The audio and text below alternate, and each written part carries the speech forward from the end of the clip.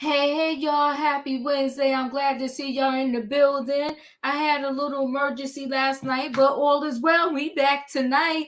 Nice to see y'all there. Don't forget, as you come on through the door, hit the like button, okay? So tonight's trending topics is called No Respect. No Respect.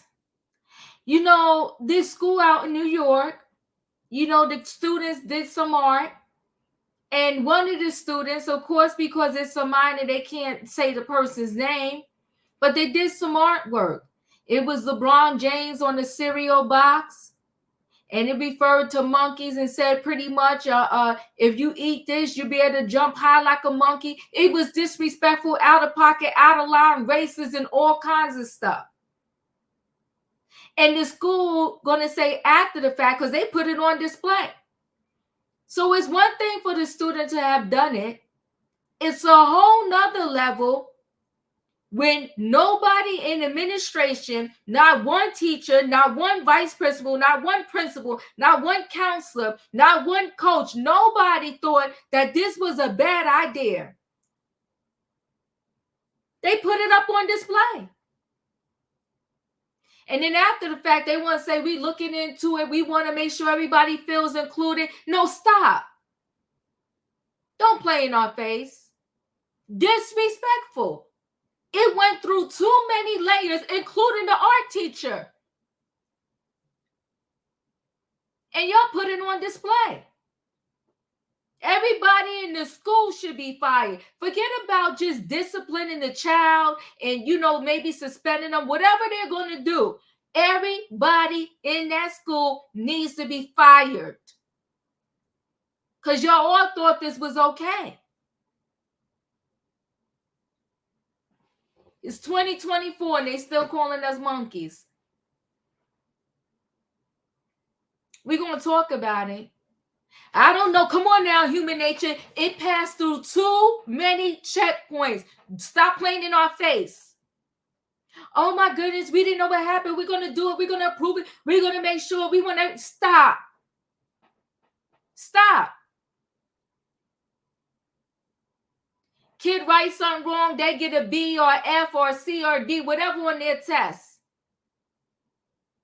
But a kid did a whole art project and y'all put it up on display and now you want to try to stop.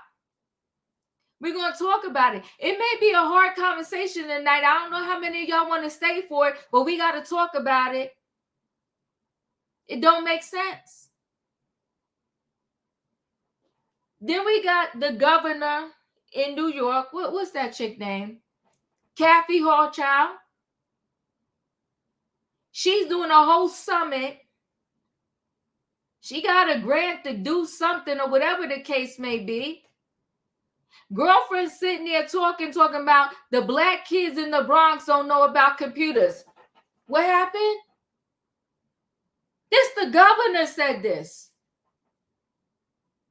The black kids in the Bronx don't know about computers. Well, listen, I didn't go to Harvard, Yale, no Ivy League school. I was in the class, but I didn't graduate at the top of the class. But hold on right now.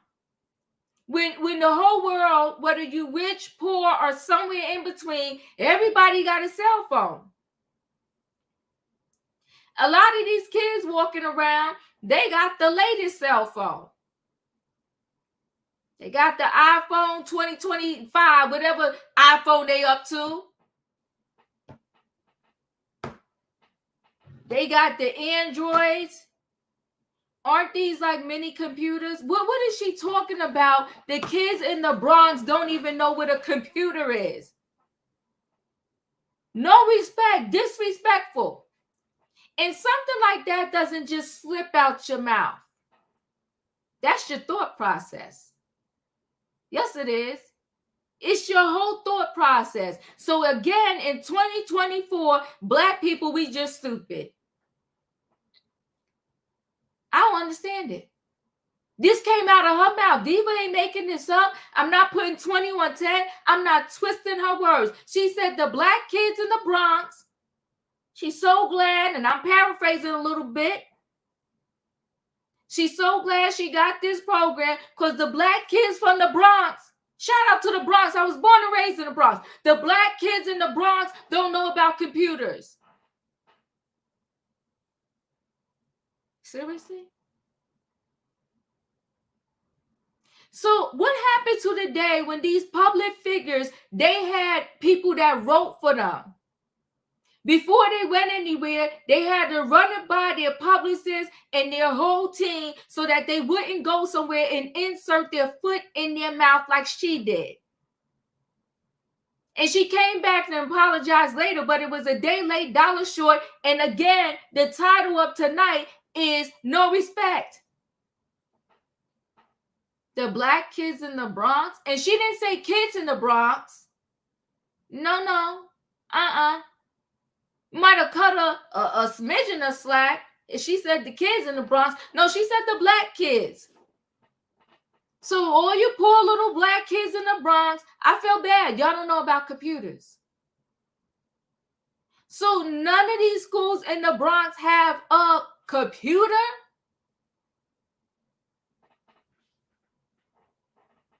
Yeah, she's a mess. Hoodwinked, led astray. She fooled everybody. She's a mess. The black kids, that's what she said. Yeah, she said what she meant. She sure did, Special K. She said, the black kids in the Bronx. I had to listen to it a couple of times. I said, what she just, what? Yeah, our phones are computers. So she tried to say, not one of their parents have a cell phone. I really don't know anybody in this world at this point that don't have a cell phone. But the black kids in the Bronx, God bless them, they don't know nothing about computers. We're going to talk about it. Like I said, people, we're going to have a conversation tonight. Because it doesn't make sense to me that in 2024, just because our skin is brown, we dumb, stupid, broke. None of us had a father in our lives. We're all promiscuous. We all don't care about ourselves. Like, it's just a mess. If you're going to take my taxes to put into these schools, because I don't have a choice in it. You take my taxes on my townhouse in New Jersey. I said it to you several times. It's ridiculous. I'm paying $7,000 in change in taxes. Taxes. It's total insanity. So those individuals in the Bronx, they're paying their taxes, and this chick is going to sit there and say the black kids don't know about computers. Okay, you know what, Special K? You better talk to me. Cars are computers nowadays. Talk about it. There's nothing we do. Listen, even Governor Hochul, you know what? Even our appliances now, everything is a computer.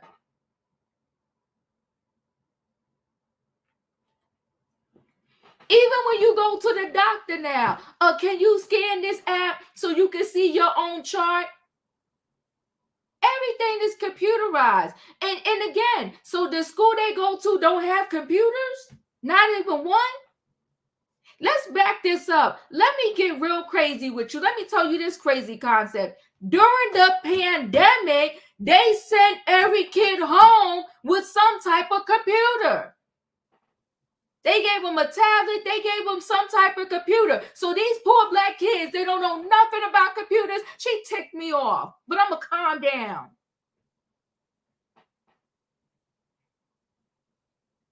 Did they do that in your area? During the pandemic, during C-19, they sent every kid home with some type of tablet, some type of computer. But she said the black kids, I guess they didn't use computer. I guess they yelled out the window to their teacher. What the heck? So they don't know about computers. Let me lower it down. Then we got this Shaunie Henderson. Come on, brown eyes. The TV is a computer. Oh, come on. You could do everything on your TV now, too. Come on now. The library got, I mean, come on. Let me move on to this Shaunie O'Neal. The title tonight is No Respect. No Respect. Let me move on to this Shaunie. I'm calling her O'Neal. Forgive me, Shaunie Henderson. She's married now. Now, listen, a lot of this I'm going to say to you is really to give you context to the whole situation that we're going to talk about with Shaunie. Now, she was married to Shaq 5 years, 7 years, whatever many years they was married. They got 4 children together, but her firstborn, he pretty much adopted because the firstborn, which is not his biological kid, carries the last name O'Neal. Miles. He carries the last name O'Neal, but Shaunie had him before she got with and married Shaq. She writes a book. The book came out. You know what? A lot of books dropped yesterday. I don't know why they picked May 7th. But anywho, Whoopi Goldberg's book dropped.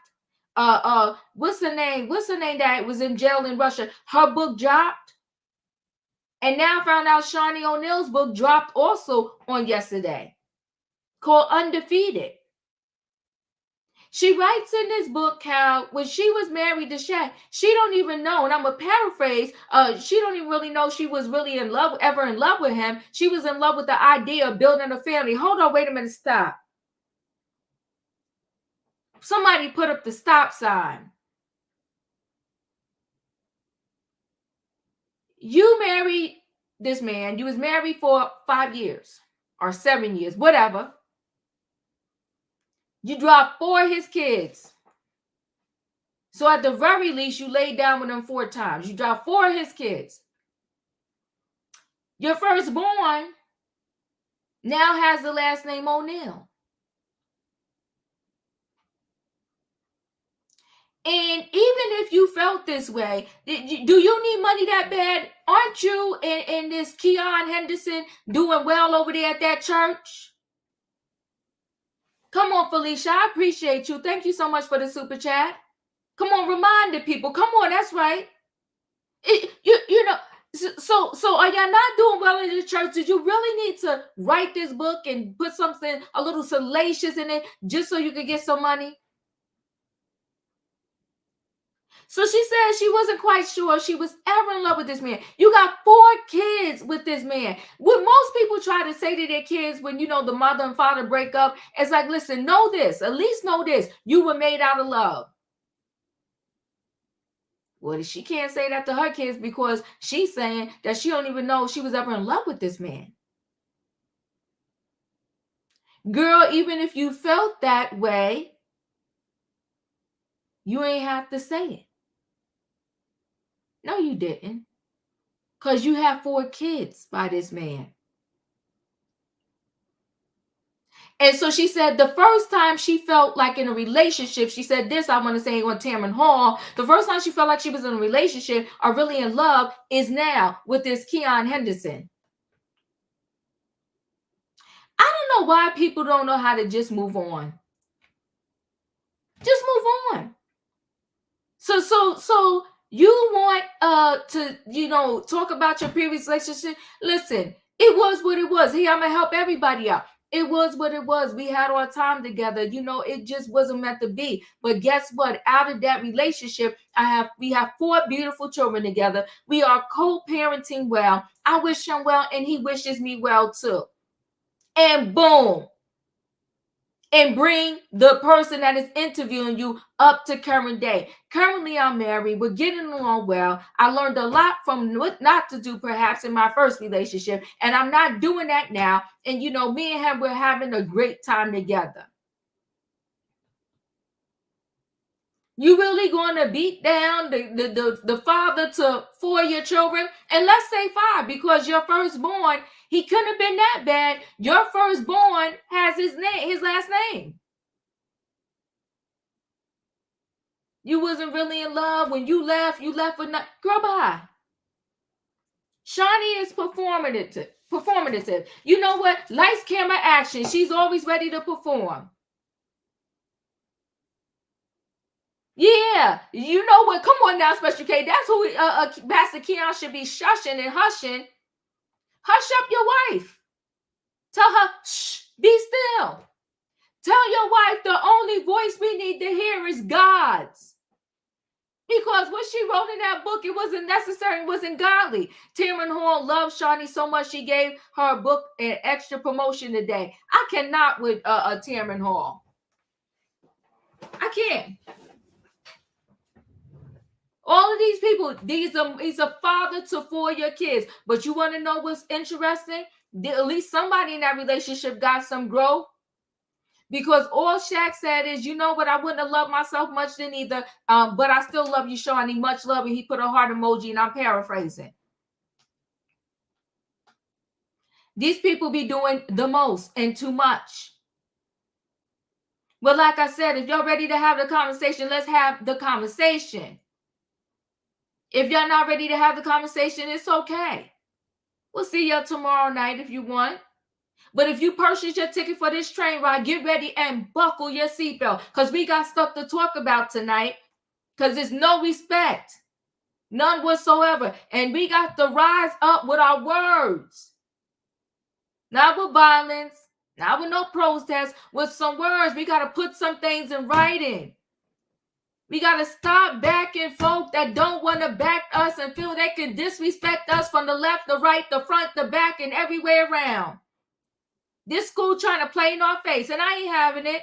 Sick of it. It's messy. It's messy. Come on, Mel. You better talk about Tamron Hall grill portion, but she let Shaunie slide on by. She sure did. Don't do that, Light Brown, sugar sister. I like your name. Don't do that, though. Jada back here. She back here. She just ain't in the frame right now, but don't worry. You are worthy. Here it is. I had to pull it up. Can y'all see it? There go Jada. Oh, wait. Let me slide it over. Oh, this way. There you go. Hello, Jada. Don't do that to Jada, y'all. She's worthy. She's worthy. Come on, I gotta bring Tamron is biased. It's full of crap. And I love Tamron. I went to see her show, but she messy. All right, guys, I gotta bring the people on the building. Don't do that, Felicia. I gotta bring the people on the building. Y'all know what I need. I need a what? Come on, Tay Tay. I appreciate you. I need a choo-choo. All aboard, everybody. It is Wednesday night trending topics, and we got stuff to talk about, okay? No respect. It's LeBron James is on the docket. We got the governor, Kathy Hochul. I hope I'm pronouncing her name right, but whatever. She's disrespectful. And then we got Shaunie Henderson. Let me bring the people on in the building. Hey, Leo. Hey, Diva, and it's Kathy Hochul. Hochul, thank you. You see, that's why I love you, because you help me pronounce words and get it right. And you know, I don't mind that. Come on now, help me pronounce her name right. I love you. Thank you for that.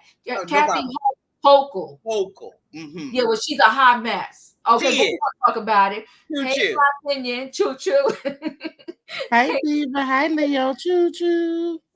Hey, Felicia. Hey, Katrina. Hey, Ian. Hey, Diva. Hey, people. You know, let's get into it. Hey, everybody. Hey, this story, it hurt my soul. Everybody mute, because somebody's giving a lot of feedback. This story, it hurt my soul. I don't know if y'all remember, and my son was his last year of high school. And through the Apple phone. And I didn't know about this until the people told me, he told me, you could airdrop messages to people that are near you without them even really wanting it or whatever. And they airdropped him some racist stuff in the school. And I was just very emotional about it. And you know, I had to deal with that. And so with this particular school, when they let this artwork you know, get through like this, it just doesn't make sense to me. And I just still can't believe that in this day and age, like stuff like this is happening. So LeBron James' racist poster goes on display at school art show. Officials are investigating. Excuse me, y'all let it get through. So this was the artworks. Eat monkeys, jump like monkeys. Monkey premium cereal. Can y'all imagine? So racist poster board featuring images of LeBron James and monkeys was somehow put on display at a school art exhibition over the weekend, and officials are now investigating how in the world the offensive piece was allowed to make it there. The project, a parody of a cereal advertisement called Monkey Premium, was done by a new Hartford Central School District student in New York, and then showed off in a school gymnasium at the new Hartford Festival of Arts event on Saturday. So it was shown more than one place. Can you imagine? This is the poster board, and they actually made an actual cereal box, and it's little monkeys in milk. This is disgusting. And they blocked out the name of the student there, but they left the title Monkey Premium, Jump Like LeBron James. It had a headline of Eat Monkeys, Jump Like Monkeys, with a picture of James mid-flight in his Lakers uniform next to a bowl of cereal. Some of the text on the board promised that a consumer of the food, which was shaped like monkeys and bananas, would jump 2 to 5 inches higher for about 2 hours after eating it. As you expect, it was met with a ton of outrage, given its obvious nods to racist tropes. And on Monday, superintendent of schools said in a statement to the parents in the community that officials are looking into the matter. It is disheartening that racist work was not only created, but then overlooked and allowed to be displayed. The superintendent said the person who created the work has been ID'd and contacted by officials. However, because of privacy reasons, details surrounding the student could not be made public. Further information regarding a possible punishment could not be released, either, the superintendent said. We understand that there are students, families, staff, and community members who may not feel safe, accepted, or welcome as a result of what transpired. Our school community deserves access to a supported learning environment where everyone feels respected, included, and safe. We have fallen short of that goal, and we must do better, he continued. As a district, we will continue working to ensure all students and their families feel valued, and it requires increased education, dialogue, and action from the entire school community. I'm in shock. I'm in absolute and complete utter shock. Leo, your thoughts? Well, excuse me. I am in no shock whatsoever.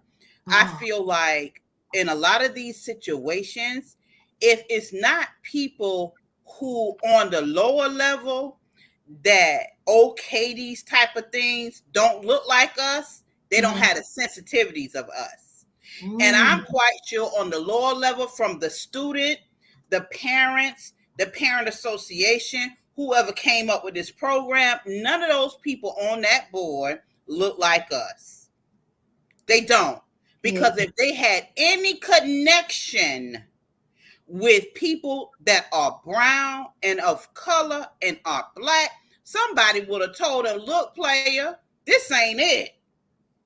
You're really about to step in it. But they have no connect. So I am totally believing that this would happen, because I live in the South and I do understand how this is the thing, right? So I could go about my everyday things, shopping, going to work, going to the gas stations, and I may not see anybody that looks like me.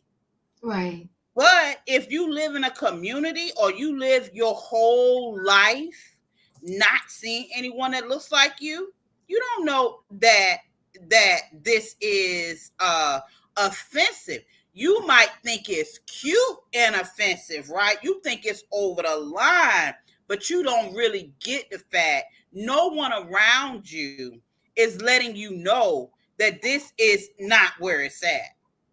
It may have been intentional if it went to the higher levels and they said, okay, so there ain't no PC no more. There ain't no politically correct. People going to get upset, but it ain't going to be that bad. It may have been that way. It may have been that way. Some adults may have got to that point and said, hey, look, it went to this level. It went to the bottom level, went to the middle level, went to this level. And it's going to be provocative, but it ain't going to be that bad. Somebody knew. I'm quite sure somebody knew, but I'm not surprised. Because they don't have a circle within the hierarchy of people that look like us. And it was all the way posted. Like, ain't nobody at the printing place say this is crazy. Like, no, nobody didn't say nothing. Nobody in the tech community didn't say this was crazy. Like, and that just lets me know they're not surrounded by anybody that would think that was crazy. Oh, it's okay.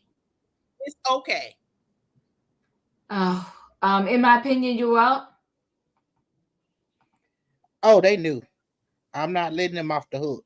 They knew it was offensive. They knew it was a form of racism. They just didn't give a dang. And that's the problem. It's too many people that just don't give a dang. We are not y'all animals. Are y'all y'all put in a cage? And they've been doing this since they did that movie King Kong. They always have related to us as monkeys and apes, and it's the meaning. It's awful because we don't sit here and call y'all pigs. I appreciate you, in my opinion. Felicia, you're up. Hey, everybody. Good evening, everyone. I'm really sorry that the ignorance of this school population is so deep that no one thought to be smart enough to pull it. So that means all kinds of demoralizing, segregational, all kinds of isolating, bullying kind of things happen in this school environment. You want to talk? Yes. You don't get to this level, and this isn't what's going on every day, all day long. Mm-hmm. So when I was first listening to you talking about the story, I said, well, clearly someone has failed here. And then I went and looked at the school. It's a failing school. So anybody who's got their kid in this school, they're already marginalized. And you're not going to have much success on the competitive level when you're looking at colleges. And it's because of the leadership, clearly. I mean, if we went to the school and we decided to post something maybe contrary about another demographic or another celebrity in a negative way, we're not going to be able to do it. Come on now. But it's accepted by the leadership there. I'm very curious, did Mr. James respond in any way about that? Not that I found, Felicia. Mm-hmm. Yeah, not that I found. So TMZ found it. What, somebody sent it to them? I guess so. Mm-hmm. It's unfortunate. I'm glad none of his kids go to that poor, underserving school, and they don't have to live that ugly life. And these people are just. I feel bad for the kids that are in there. I went to the homepage, and I don't. Well, I just got back. Hey, folks, just got back from New Orleans. I'll give y'all an update later. So I'm in a good place, but I do feel bad for these kids because even the pictures on the website show you that, the children didn't look like they were ready for a picture. And they got a lot of job openings. So somebody's looking for work. They got plenty of jobs. So I'm done. I appreciate you, Felicia, but you brought up a good point. This doesn't happen overnight. That's what's going on in this school. It's disgusting. Juanita, you're up. This is just disgusting and it's ridiculous. How in the world are you going to let something like this pass through the hands of the school board or the school officials without it being approved? Now, it's my understanding when my grandsons and when my daughters was in school and they did posters or whatever, it had to go through the teacher's approval in order to be put up in display for a fair. Yes, you better talk. So somebody knew what was going on. But since 45 has run amok, they don't care anymore. They just think that they can do what they want to, say what they want to, treat us any kind of way that they want. But baby, it's not happening here. You're not back in the 50s and you'll never go back there, even though you try to put us back there. Parents, talk to your kids. Talk to your young black men and young black women. Let them know every day that they are somebody, that they are important, because the purpose of this is for them to try to tear our young people down. And this is not going to happen to my grandkids on my watch, because I always tell them, you can do all things through Jesus Christ who strengthens you. You have all the power. You're beautiful. You're talented. You know, we have to put self confirmation affirmation into our children, because this is a way of them trying to do back like they did in slavery time, try to tear our kids down, because our kids now are the future, and they're coming up and they're coming out, and they ain't taking no mess. So this was just ridiculous. And if I was LeBron James, just to make an example out of them, since I don't know if it's got to him or not, I'd sue the whole school, the board system, the city, everybody else I could. Excuse me. And I would make an example out of them. And then whatever we win out of the lawsuit, I donate it to underprivileged kids, a community with books and a pool, swimming pool, park, anything to show them, well, this is what your money did for calling us monkeys. This gonna let you know how intelligent we are and that we not taking your mess. That's all, Diva. I appreciate you. Thank you so much, Juanita Wayne. You're up. Hey, y'all. I think they knew exactly what they were doing. Mm-hmm. You can't convince me that in this 21st century that nobody is not aware what, monkeys and, how people identify, try to identify with black people. Do y'all remember a commercial? And I'm not surprised either, because this commercial got even further. Wendy's had a commercial, and the commercial had bumblebees with big white lips and black faces. And y'all can, somebody, if y'all want to, y'all go on YouTube and Google it, you'll see it. And when the bees came out, it was like, and this is just how it sounded. You mean we ain't supposed to fly? The first time I saw it, I'm like, oh my God, I can't believe they put that on there. About a couple weeks later, it was all over. And Wendy's pulled the ad. Now, this is a corporation. They got through with this commercial. If y'all look at the commercial right off the bat, you'll see how racist it is, the original one. So I'm really not surprised that they let this go through. I think they did it because they figured blacks were stupid and dumb. They wouldn't catch it. That's the only way I could see you would do something like that intentionally. And to think that it would end at the school or wherever. They must have their head under a rock. So I think they knew exactly what they were doing, and it was very intentional. And like Juanita said, I hope LeBron sue their butt off and donate the money to a black college or a black school, and then go back and tell them thank you. Thank you, Wayne. I appreciate you. Human nature isn't this interesting. You are correct. And they choose LeBron, a billionaire sports icon who married his childhood sweetheart, is a proud father of 3, a humanitarian, no criminal record or major scandal attached to him. This is a mess. Just very sad. E, you're up.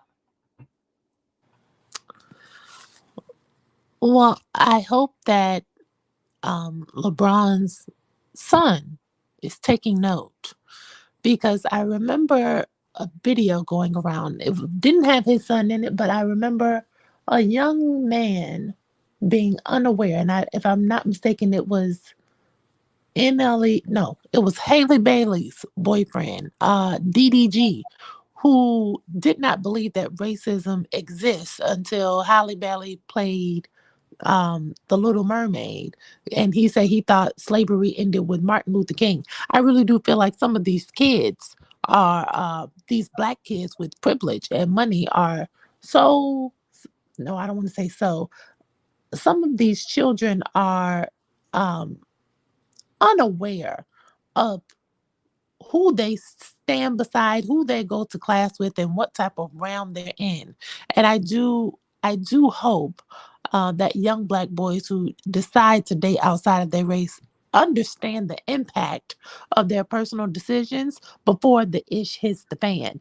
And I want to piggyback off of what that person's comment was when I first started speaking, because I always find it bizarre when black men who are married to women who are so beautiful that they can't be mixed with anything else but black are seemingly targeted for no reason. Of all the basketball players to select from, they were um they chose LeBron, but there were so many standouts from last season. Okay, so many younger guys, fresher guys who resonate with these younger people. And from a student's perspective, as I said, I do believe that they were intentionally trying to be insulting. I believe that. But on a bigger scale, the teachers who work at the school, the art instructor, I know Felicia said there are a lot of openings, but surely they must have a parent teacher liaison. There is somebody who was at that school who was helping with the display, because there was also a commercial that went along with it. That file had to be uploaded to the school's OneDrive to be displayed. That was on the screen. So yes, the kids had a part to play, but the adults also knew what they were doing because this had to pass through so many hands.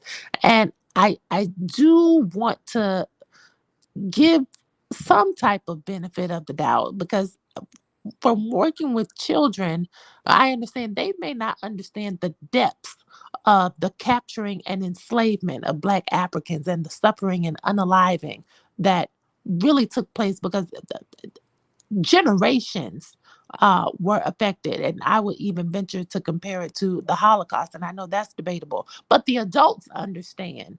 And the impact of a black man who, I know, Wayne, you said doesn't have any scandal attached, or maybe that was the person who wrote the comment, but this is a black man married to a black woman with black children.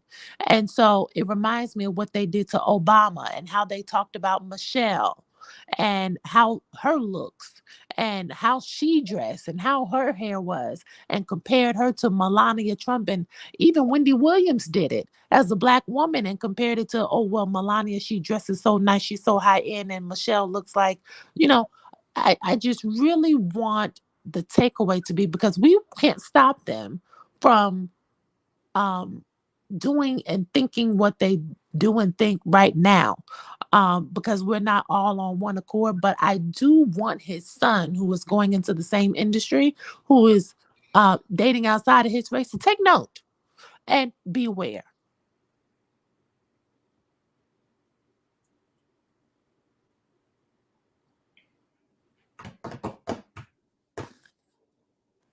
Okay, so I want to say this. I want to reel this back to the angle of this school needs to get it together.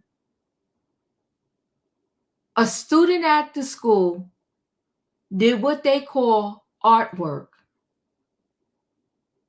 At the very beginning, the teacher approved this artwork.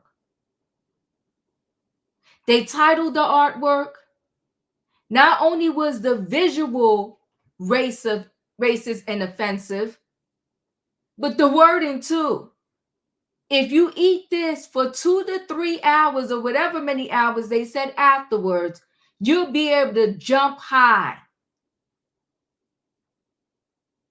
So I'm not really going to equate this and go here about who you date, watch who you date, whatever. I don't give a darn who you date. What I want to deal with here today with this LeBron James story, so to speak, and this artwork is it was a complete failure and a breakdown, and people thinking on a high level that it's acceptable that not only was this in the school gymnasium, it became part of a festival. So kids, because they're privileged or whatever, you may be privileged, but that means this other kid, they knew well enough that they would do something so offensive like this and actually created a box to make it look like cereal. And it had monkeys and bananas. So I appreciate everybody comments on this, but I don't want to go all the way left about who you date, don't date, or whatever. I want to stay focused for 2.2 seconds and say here, there's a school that is educating kids that thought it was okay that in an art class, one of their students created this racist piece of artwork. And I can't remember who said it, but I'm 10 toes down with the person who said, if this was us creating some artwork against someone else, it would have been nipped in the bud way before it even was able to get displayed. The disrespect is at the highest level, and we, like others, have to knock it off and stop letting it be acceptable. And we got to hit them where it hurts, like Juanita said. Somebody needs to sue. And they trying to put it all off on the student. The student was identified. Y'all don't have to. The student was never non-identifiable when the label under his artwork said his name, because y'all blacked it out in the picture. The student was identified. We been knew who the student was. And I wonder if this student, what grade they got on this artwork. But it must have been high because it was displayed in the school gymnasium and then it went to a whole festival. It's disrespectful and it's messy. Katrina, you're up. Hey, everybody. Can you hear me, Diva? Yes. Okay. For one thing, let me send out a big thanks to Felicia for always trying to keep me positive and keeping positive things flowing through my family. Okay. Another thing, they have been doing this to us for years, Diva. They look at the thing with Erica Mena. Yeah, she got fired from Love and Hip Hop for calling Spice a blue monkey, but she's on Tubi making movies still. So basically, she's not canceled. Then you got Evelyn Lozada calling OG a monkey. Yeah, they took her off Basketball Wives for a while, and now she's brought back on. So she didn't suffer no consequences either. The thing at the school, obviously, he must won first place or something like that, because they have the science fair first, with the art thing first, and then that person got to be picked in order to go to the festival. So obviously, whoever saw this knew what he was doing, but they didn't care, because if they did care, they would have told him, we can't do this. We cannot do this. This is racist. We cannot do this. But they didn't care because they wanted them to win or whatsoever. And that is so wrong on so many levels. They have said since 40, whatever that president was, he was in office, they have said everything. The kids can't even sell water. Black kids out there selling water. Lady want to call the police. Black kids out there in the pool. The lady want to call the police. Black kids walking down the street. They want to call the police. Black man living in his own neighborhood. You don't belong here. Like, this is totally ridiculous, and it's getting worse. It was always been there. But when he got in office, it's like they can do it and say whatever they want to say, and they get away with it because that's what he does. And the thing again is, I know it's not on this subject, but I'm just taking you somewhere. We had this black boy that was out there at the lake with these white friends. He was the only black boy. The girl pushed him in the water. He was under the water for 10, 20 minutes. Somebody from the restaurant had to come out there to save him. They all get to the house. They told their mom a lie that the boy fell in the water. Then she say, "Oh, I pushed that man in the water." But this supposed to be your friends. And this guy was going to school to become a doctor. He was brain dead. They say he's doing better. But all the white ones standing out there gonna let him drown. A man had to come outside to rescue him. And if this was a black man pushing a white person in the water, he would have been arrested. But like I said, I'm not gonna go there. I'm gonna digress. I'm gonna get back on the train. But I'm just saying, in general, they have allowed this to happen to us so many times that it's like it's losing respect on that. And that's the whole thing about it. Black people need to stand up. LeBron need to be down there because we know he don't need the money. But like Juanita said, get the money, put it in the youth program. Get the money, buy kids. As they say, we don't have computers. Buy them laptops. Do something else. Let them know we got the last laugh. You thought you had the first laugh, but I got the last. And the last always come in first because I'm getting over on what you tried to do to me in the beginning. That's all I got, Diva. Diva, you mute. Thank you so much, Tay. Diane, I want to say this, right?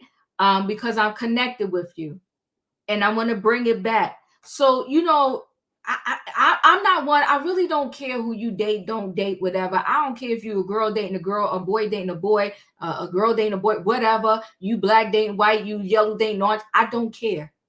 If you ever notice that, I don't care. And so don't feel offended, Diane, because know this, Diva does not care. My thing is, date who you want to date, be with who you want to be with. It don't matter to me as long as at the end of the day you happy and you a good neighbor or you a good person in the world. So please, I hear you. I don't want you to be offended because I think, you know what, I think, I don't want to bring the conversation to a certain level where that's the focus. Okay, I know you connected with me, Diane, but I wanted to say that out loud. Right. I don't want to bring it to a certain focus, but somebody else mentioned it, and I want to be easy because YouTube is hard to say everything just freely out of your mouth. But somebody named another group that they stand on business. They stand on business. You disrespect their group, and they will shut you down and stop you dead in your tracks. Just ask Kanye.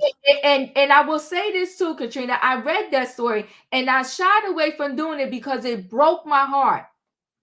They knew he couldn't swim and they pushed him in the water and they left him down there for 10 minutes. He was an aspiring doctor and now he's brain dead.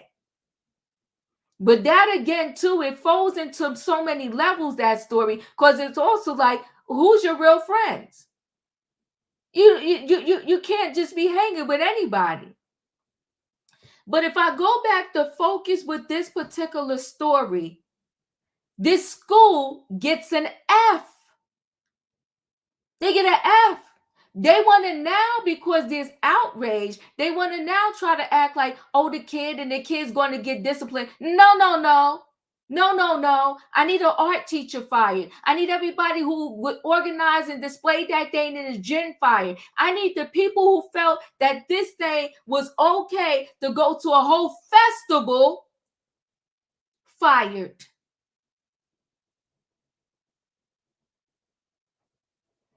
Because it's disrespectful. And see, the hard thing is, but this is a whole nother systematic institutional thing that we could get in later. But the whole thing is, and this is how they hold us back too, it's not legal for you to pick the public school you want to send your child to. If you live on street A, when it's time for your kid to go to kindergarten, the only option they got is school A.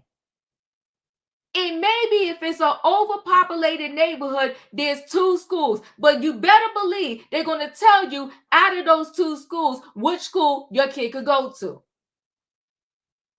And then so they could create more chaos, they started to have some charter schools, and then there's a lottery.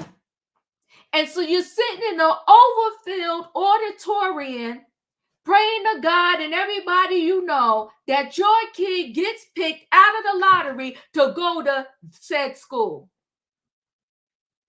And then if all that fails and you really don't want your kid to go to public school number A, you got to pull the money together so you can send your kid to a private school or Catholic school and figure out some other option. A lot of times I don't do politics, not because I don't follow it and don't know it. It's because the system is a whole thing, is a racket from the moment you are born and you have to go to a certain school. And if you dare If you dare use someone else's address so you can get your kid in a different public school in a set neighborhood and you get caught, you could face jail time. She got 5 years. You could face jail time. So this thing is so layered and it's so messy and it's so jacked up. And so I got my kid in this school where, like Felicia said, the whole administration, this is what they practice. That display, that art display, was an example of a bigger problem that is going on in that school. And it's a shame that there's so many people in that neighborhood. Not only do they feel they don't have options, they don't know that they perhaps do have options because all they know is what they know. Tay, you're up. I'm just gonna get this school a -L right here because they don't care about us, Diva. They really don't. How are our children gonna supposedly graduate and pass this class because of this right here? This is so childish. This is so uneducation thing. We need to learn stuff. It's hard for us, Diva. It really is. Our ancestors go through all this for us right here, and now we still in this in the 50s and the 60s back in those days right there. How it's hard for us right there. Enough is enough. If I was Law Brown, if that's his name, Diva, if I get his name wrong, you got it. If I was him, I would sue the whole school myself too. I would take my kid out of that school and then homeschool them myself too.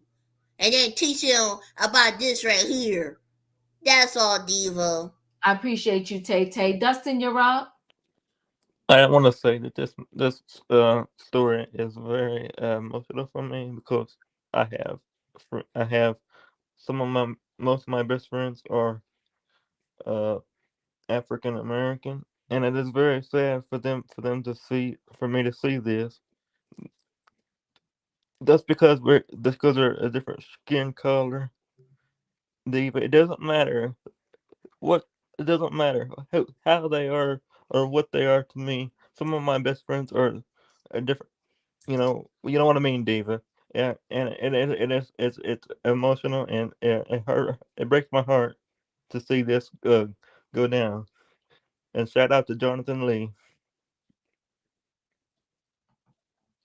I appreciate you. I appreciate you, Dustin. Sorry, Diva. It makes me a little bit of emotional because it makes me very sad to see this go down. And I understand exactly where you're coming from, and I appreciate you, Dustin. I appreciate you when you come over here, and I know you over there with Juice Radio, and then I know you made a lot of connections with the people that are connected to Juice, and I appreciate you being here, and I appreciate your words, and I'm 10 toes down with you. It's a shame, and it's very sorry to get emotional on your panel tonight, Diva, but it's just very emotional for me. It's okay, Dustin. I appreciate you. Thanks for being here. All right, guys. We're gonna go ahead and move into this next story. And tell me one more time again, Leo. Say her last name for me, Kathy. Are you there, Leo? I think it's Hochul. Hochul, thank you. Okay, Kathy Hochul. Yes, I'm here. Yeah, Hochul. Mm-hmm. Hochul. Okay, thank you. I'm gonna get it from now. So Kathy Hochul, I when I saw this story, I was like, this is just how do you're educated and you're educated and this is what we're getting from you. I think this is the screen I want to show first. Hold on one second, guys. What the word computer is. They don't know these things. And I want the world open up to all of them, because when you have their diverse voices innovating solutions through technology, then you're really addressing society's broader challenges to follow. Because right now we have, young Black kids growing up in the Bronx who don't even know what the word computer is. They don't know. They don't know these things. And I want the world open up to all of them, because when you have their diverse voices innovating solutions through technology, then you're really addressing society's broader challenges to follow. Because right now we have.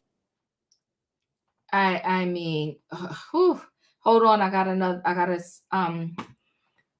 share the whole story. So hold on, let me just get to it. She said, I misspoke. So New York Governor Kathy Hochul apologizes after claiming Black kids in the Bronx don't even know what the word computer is. Okay. So New York Governor Kathy apologized on Monday after she received backlash for claiming that young Black kids in the Bronx don't even know what the word computer is. During a speech at the Milken Institute Global Conference in Los Angeles on Monday, Kathy boasted, now what we have is the money to build a phenomenal supercomputer that is going to be accessible to the researchers in New York, college students, will attract more federal grants, and this is how we lay down the mark. No state has done this. In fact, I talked to a lot of other people who say, I wish my governor had thought of that first. I say, no, this is New York. We like to be first. With all due respect to you from other states, it's sort of our attitude. We will be the best. We will be the first. And I want others to follow, because right now we have, young Black kids growing up in the Bronx who don't even know what the word computer is.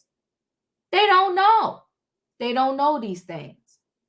She continued, and I want the world to open up to all of them, because when you have their diverse voices, innovative solutions through technologies, then you're really addressing society broader challenges. The governor's comments were quickly picked up by officials in the Bronx who condemned her disheartening words. I'm deeply troubled by the recent statements made by Governor Kathy, wrote New York State Assembly member in a statement.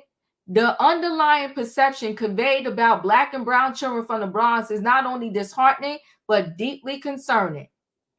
Another assembly member said she was deeply disturbed by Kathy's remarks and the underlying perception that she has of Black and brown children from the Bronx. Our children are bright, brilliant, extremely capable, and more than deserving of any opportunities that are extended to other kids, Reyes wrote. Do better. Another member, Amanda, called Kathy's comments harmful, deeply misinformed, and generally appalling, and accused the governor of repeating harmful stereotypes. While Assembly Speaker Carr described Kathy's remarks as inartful and hurtful. Following the backlash, Kathy apologized for her remarks in a statement to the New York Post. I misspoke and I regret it, claimed the governor. Of course, Black children in the Bronx know what computers are. The problem is that they too often lack access to technology needed to get on track to high-paying jobs in emerging industries like AI. That's why I've been focused on increasing economic opportunities since day one of my administration.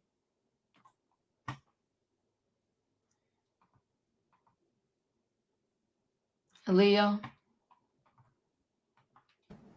I'm disgusted. I'm disgusted. I'm disgusted.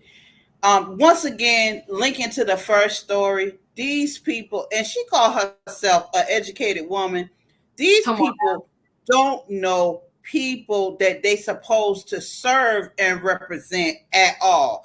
How you form your mouth to say they don't even know what computers are? What are you? Dumb, stupid, or both? Come on now. I mean, how dare you form your mouth to say these things about other people in a state that you're supposed to represent? How dare you? And she said it she said it with her chest, y'all. Like she knew what she was talking about. I cannot. I can't. Kathy Hochul, you get a 0. Not an F, but a 0. And I hope the people vote you out. It is carrying on this trope, just like they said, the stereotype of Black people. I can't. I just can't. It is so discouraging, disgusting, disheartening, disturbing that these are the people that, and she wasn't, was she voted in? She was voted in, right? Was she voted in to represent? Uh-huh. She was voted in. I tell y'all need to pay attention and take the words that come out they mouth when you need representation. Because what she's saying is not wrong. Yes, we all need the opportunity to get to these AI jobs. I get that. She ain't said nothing wrong about that. The problem is how can you figure out, how can you have people in higher office to represent you if they don't even know you? She would never form her mouth to say that about nobody in any other situation that was of the other color. She would never form her mouth. She never would have even thought to say, oh, they don't know what computers are. She would have never said it about any other community but our community. And she need to go on that. I hope they throw tomatoes at her. Come on now. In my opinion, we wonder why the school's doing this, because the upper leaders are doing it. You better come on. I don't understand when we see the stuff happening in the lower levels. You got to know it's happening in the higher levels too. All these people that are out here saying whatever, talking out the side of their neck, just being reckless, needs to lose their job. It is ridiculous. We're in 2024 and we shouldn't be triggered by the people that's supposed to be helping us. I appreciate you, in my opinion. Felicia, you up? You know, there's so much at play here. Okay. I do believe she misspoke. However, I also know she has a team of people around her who are supposed to prepare her for these kind of events. So they give her the information, they give her the documentation, they discuss it with her. Like, you know, this program that we're putting out because we find that so many low to moderate income families do not have internet access. So once the kids come home from school, they're unable to access the internet or the bandwidth or the Wi-Fi or whatever to do their studies. So we're looking at this program, this pilot program, to bring these resources, particularly in the Bronx. You have a lot of public housing. So, you know, you look at the landscapes of these buildings, they don't have the infrastructure for people to come in and provide independently some of these services. What I think happened here was she didn't listen to the team of people around her. She took the paperwork, briefly looked it over, interpreted it based on her experiences, which clearly are limited. And as Leo so beautifully said, there's no one around her that looks like most of us or comes from an income or a group or a genre of people like us. So her thinking is, oh, you're underserved. You don't even know nothing about hardware, because that's what a computer is, right? It's hardware. And so we're going to bring this program in because we're going to be the first in the country and blah, blah, blah, because she didn't take the time, as Leo said, to learn who her constituents were, what the need was. And so she gets out there and she speaks without thought, without preparation, and then it comes back and it gets her. She's got a lot of bad press about this, the governor, as she should,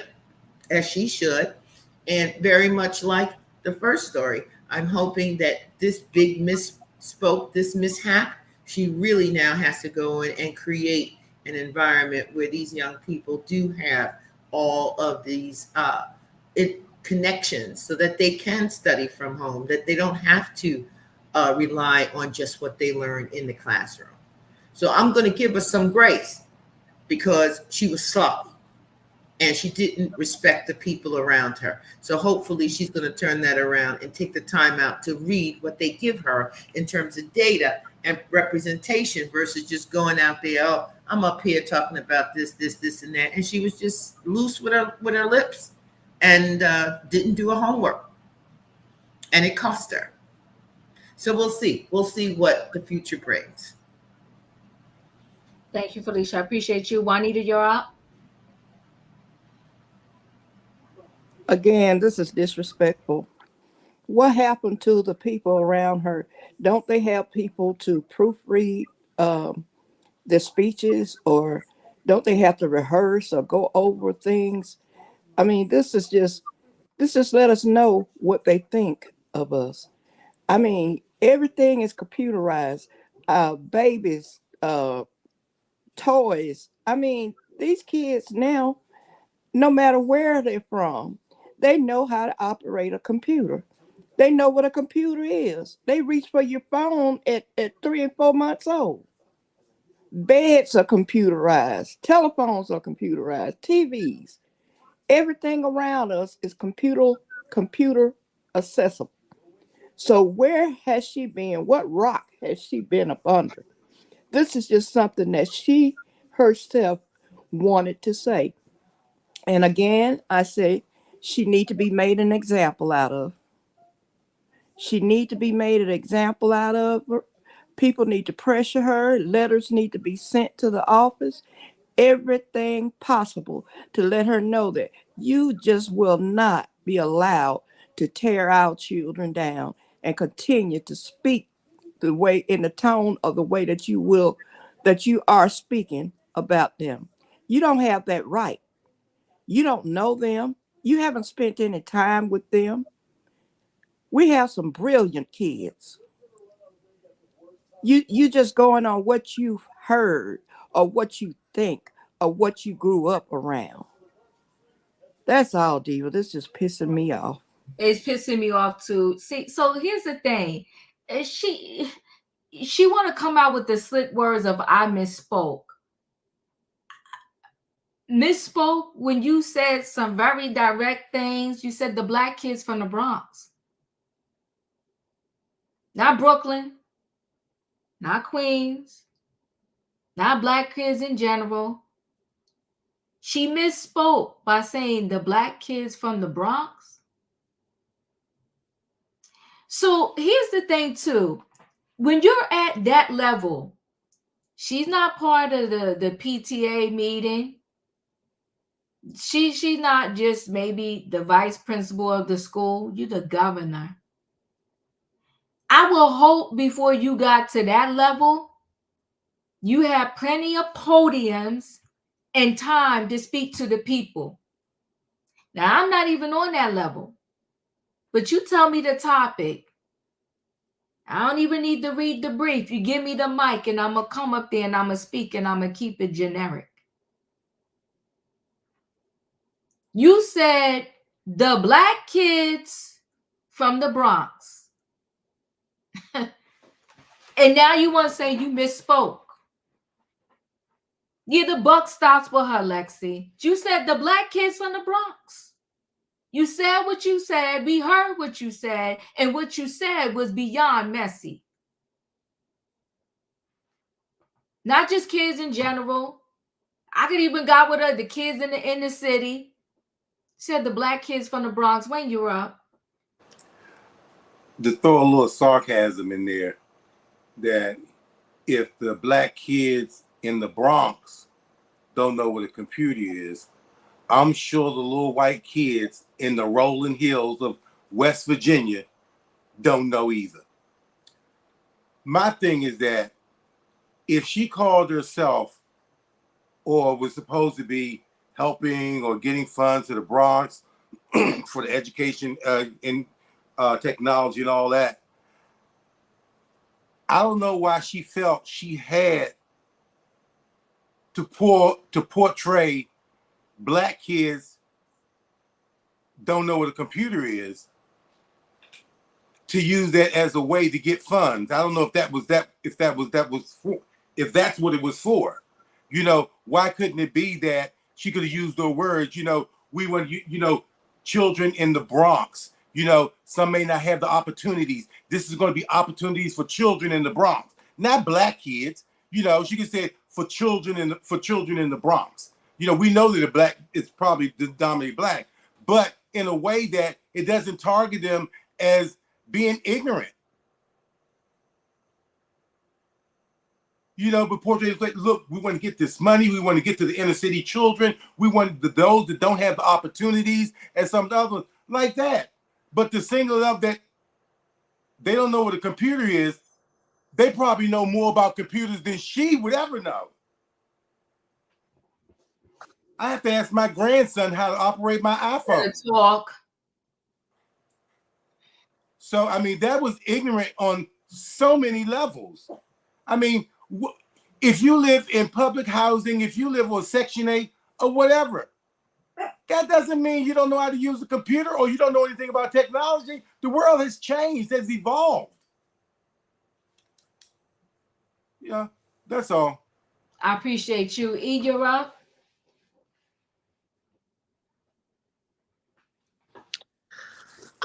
I see this two ways, and I think that I'm probably in the same car with Miss Felicia. You know, how can I start this? You know, the problem here is that she specifically called out Black people. And whenever you call out a specific group, there are bound to be some people with, there are bound to be some sensitivities that go on with that, good, bad, or indifferent. She said that she misspoke.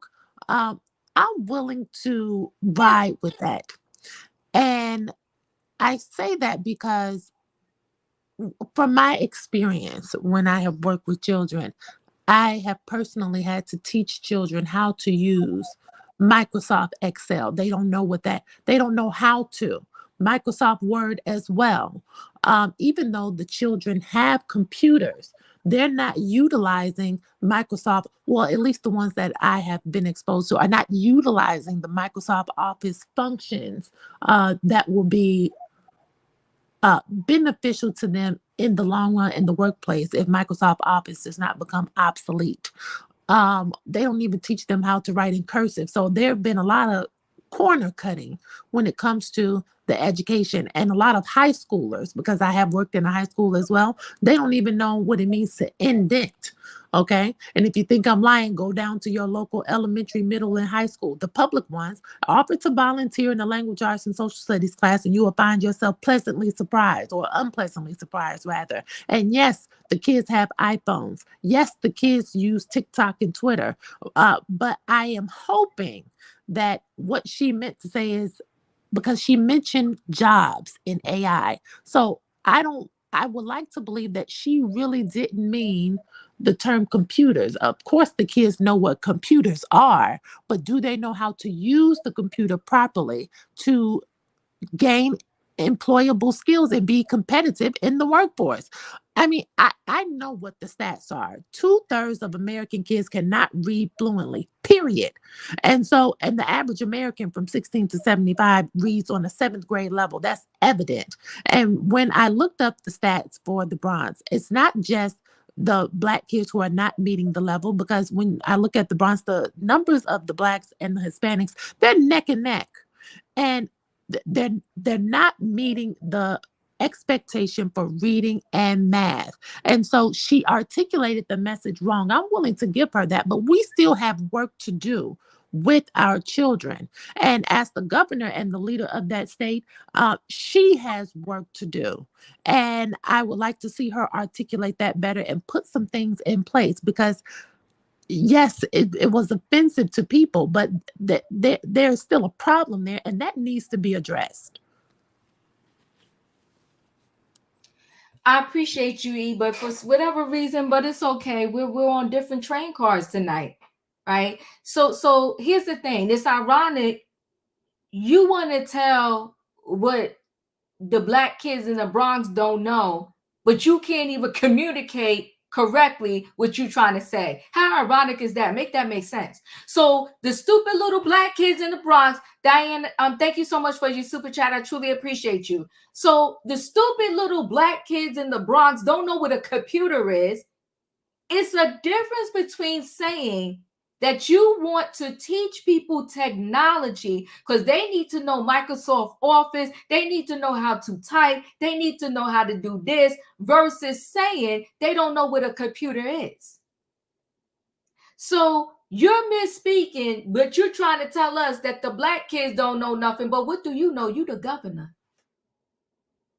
So at least these black kids in the Bronx got a chance because they're still being raised up. They still have time to catch their education. You're already educated.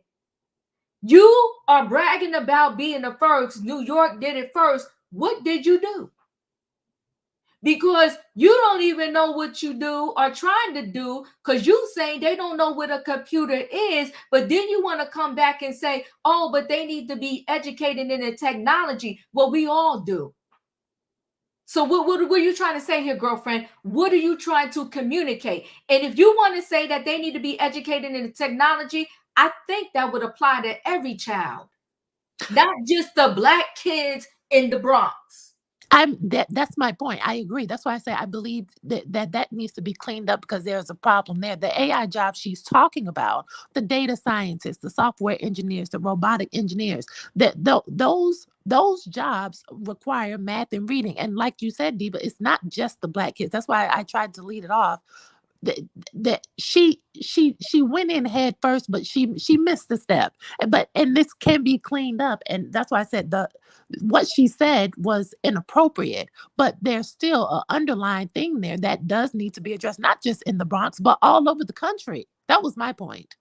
Well, okay, so altogether, she's out of pocket and out of line, right? She's not doing anything unique.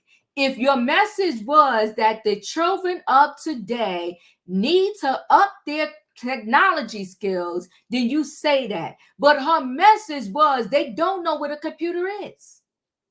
And I say, I beg to differ. Listen, there are people who are below the poverty level that still got a cell phone, because most of the world now, they only have cell phones. It's rare that people still have a house phone now.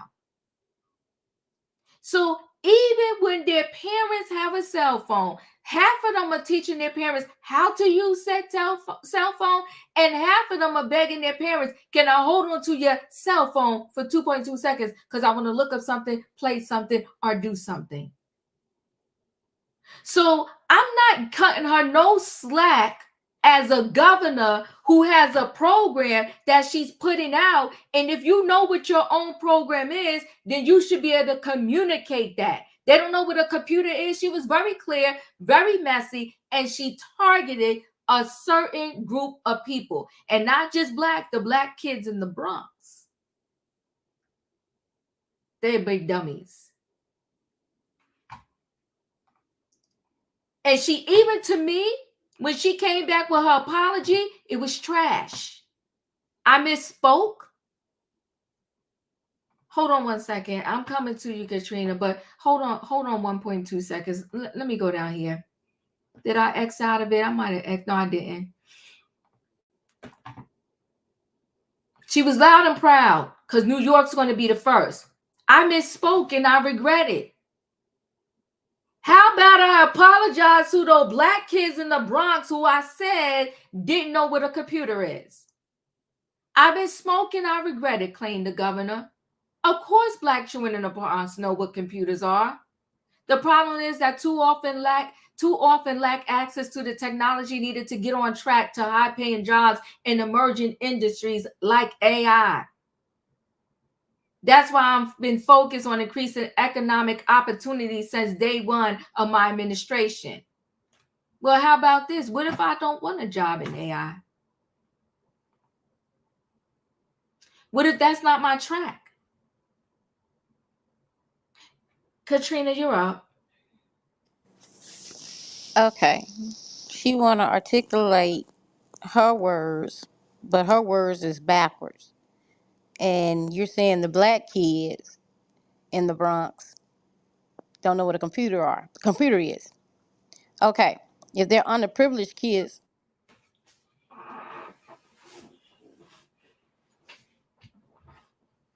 I stopped hearing you, Stevie, Katrina. can you hear me? Now I can. Hello? Yes, I can hear you. Okay, you on mute, Diva. Okay. So the black kids in the Bronx doesn't know what computers are. And if they're underprivileged black kids in the Bronx, the governor give them tablets. If they're receiving food stamps, they could get a phone.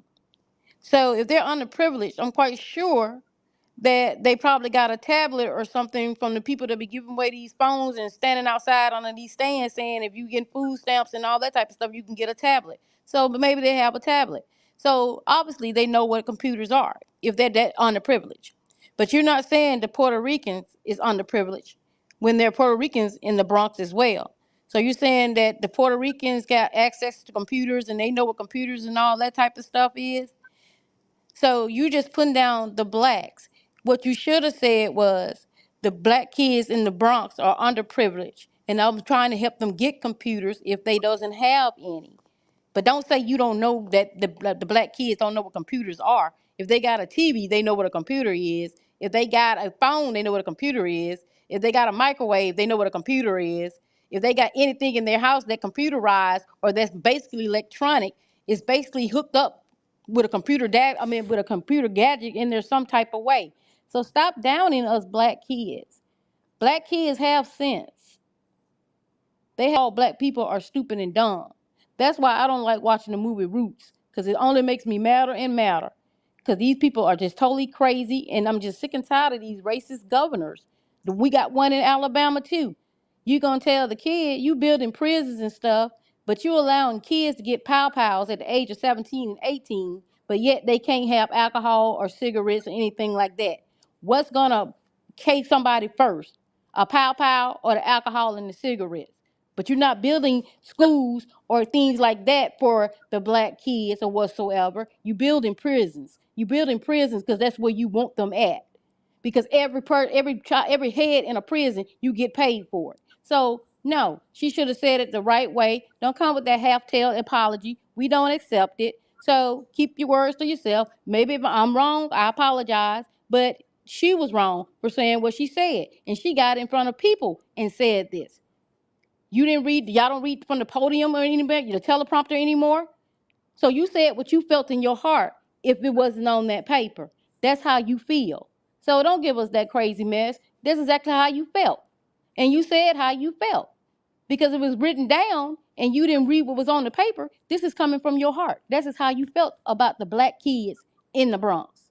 I'm done. Thank you. Tay, you're up. Girl, I say, girl, bye, and then resign, please. What you say about that? And tell me that, like Katrina said, you ain't had your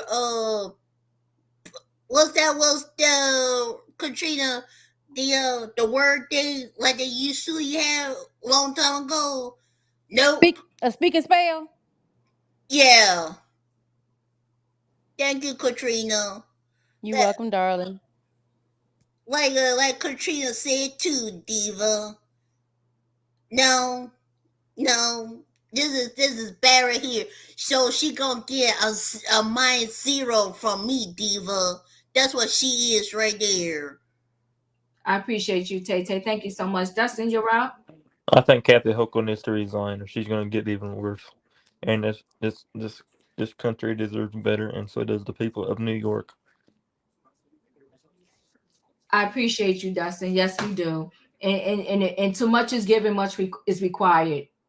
And when you're in that position and you're going to get up in that at a summit and misspeak, shame on you. But I think it was more than just a misspeak. And I get what you're saying, E, but that's a whole nother subject that she wasn't dealing with. Okay. Yeah, schools need to have better programs. But as we see from the first story, that's a whole mess because this art project got to a whole festival.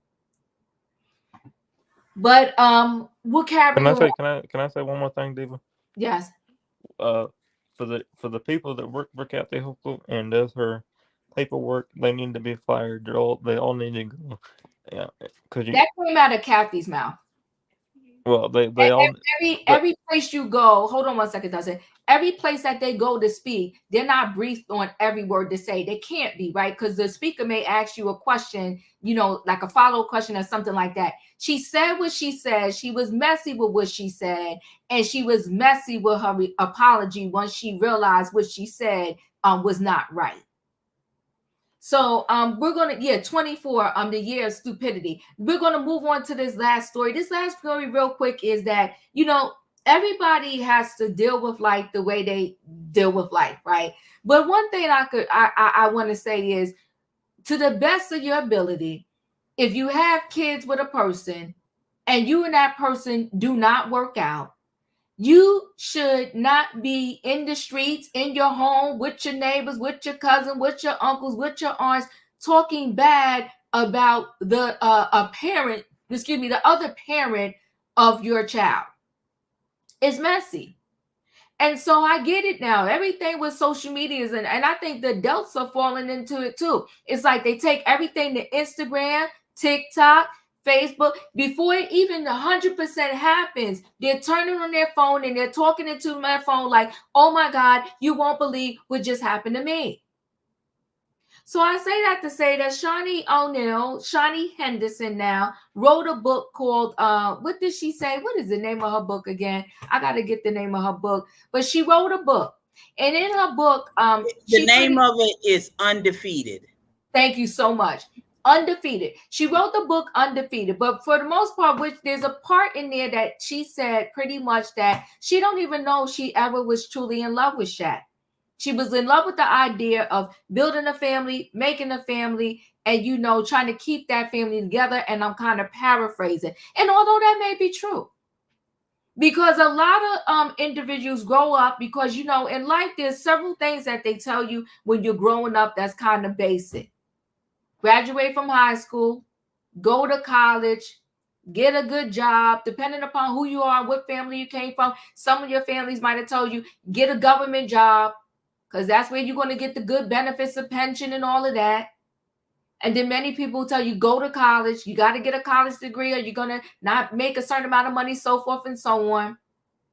Some families, you directed straight up. Go to law school, become a doctor. And they call there are some careers where they call it guaranteed job for life.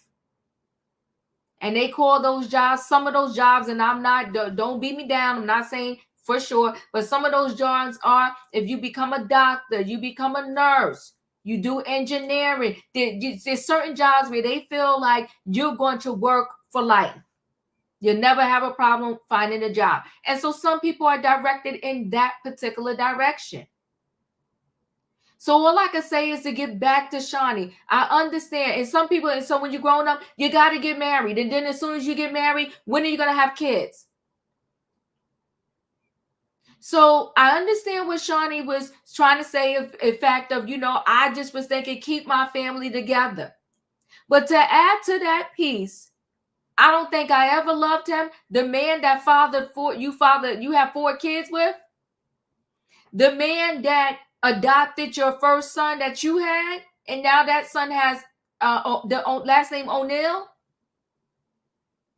I thought it was messy, and I'm thinking, okay, really, do we really need to sell books like this?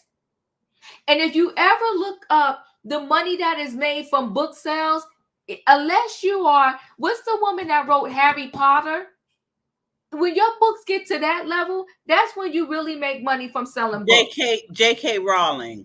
Come on now. Thank you, Leo.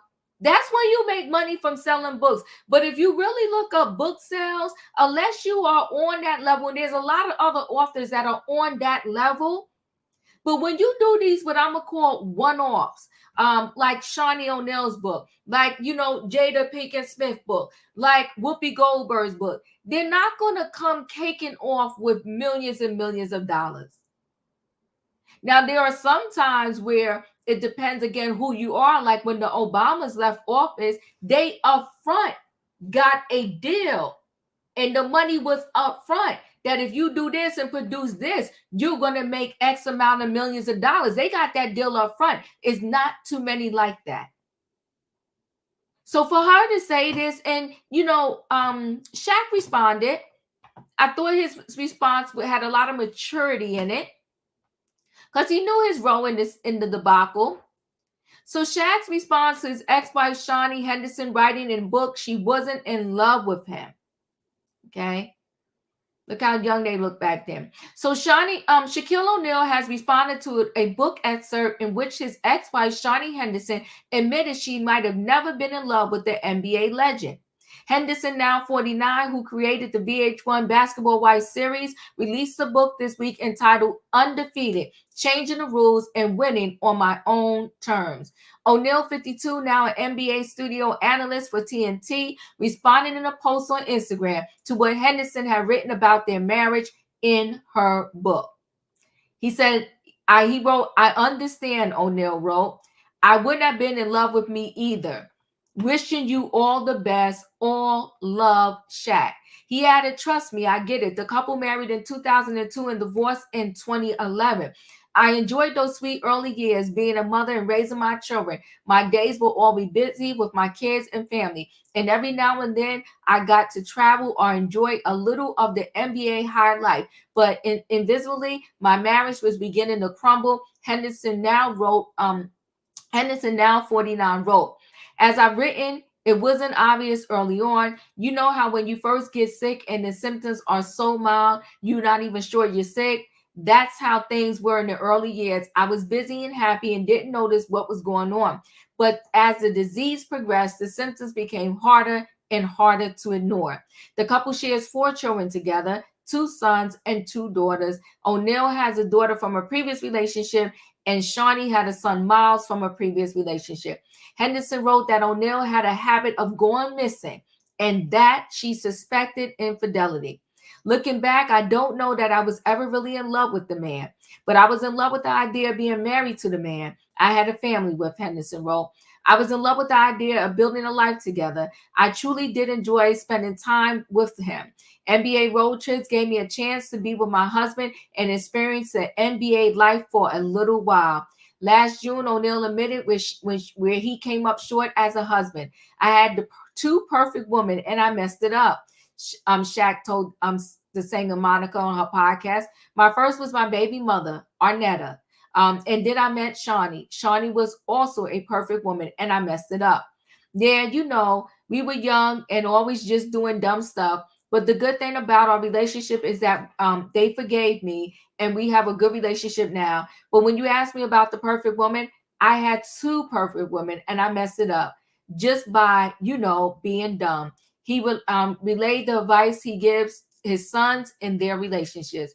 First thing you have to be honest with yourself and honest with your partner. I tell my sons all the time, a man has 3 jobs when it comes to a woman: protect, provide, and love. O'Neal continued. Some men can only offer 2 for whatever reason, but I'm going to teach you how to offer all 3. And that's what I try to do. And even though I don't have a relationship with the woman that I let get away, I will always protect, provide, and love. Whatever they need, they can get it from me. So, that's a lot of growth right there. And I can appreciate that. None of us are perfect. He's older now, realized his mistakes, and he definitely is still protecting and loving Shaunie, because his response to that book excerpt, it was a class act. Leo, your thoughts? I'm kind of off on some of this. So I do respect the fact that Shaquille came through and did what he could not do when him and Shaunie was in this relationship. Right. He's telling the truth about his part. Now, I have not read her book.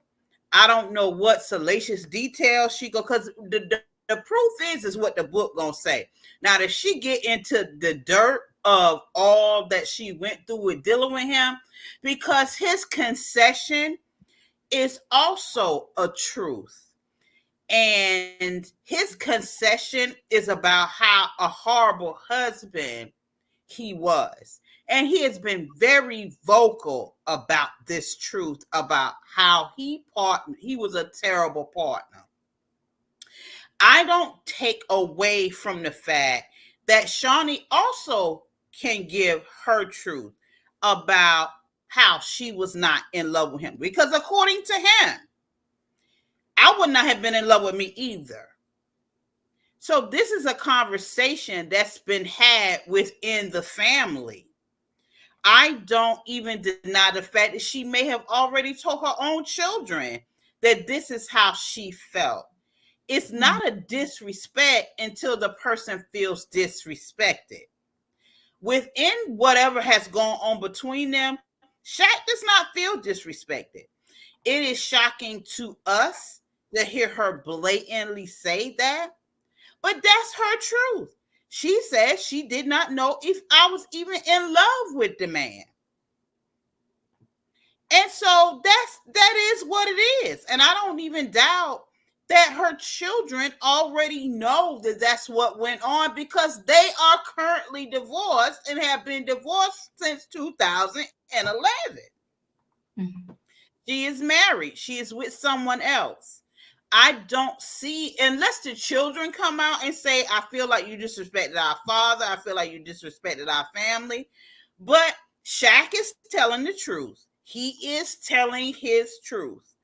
I was not a good husband. Thank you, Lee. I appreciate you. In my opinion, you're up. If she's so confident in the marriage she got, why the hell she talking about Shaq? Come on now. Here's the thing. You so busy worried about the past, you can't get to your future. Baby, I'm telling you, she ain't here yet. She ain't gonna never be here because she didn't do it for the right reason.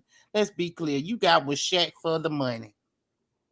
You wanted the money. You was broke and you ain't have nothing, and you had a kid on your lap. You needed him, and you used that man. And yeah, he probably was a dog and cheated on you, but you stayed with him, and you had more babies, and you pimped him out. And all while he took care of his kids, because he never slacked on his kids. He took care of his kids. Now you married and supposed to be healed, but you still talking about this man. Now make that make sense. Well, you better speak, in my opinion. Felicia, you're up. Okay, so I feel really bad for Shaunie. You know, I'm different tonight. Look, I didn't know she was married to a rabid dog. The man's on the street humping everything, pumping. Look, I wouldn't love him either. No, I wouldn't. I probably would have stayed in my marriage and kept pocketing that money, because shout out to Shaunie. She pocketed that cash, baby. Yes, she did.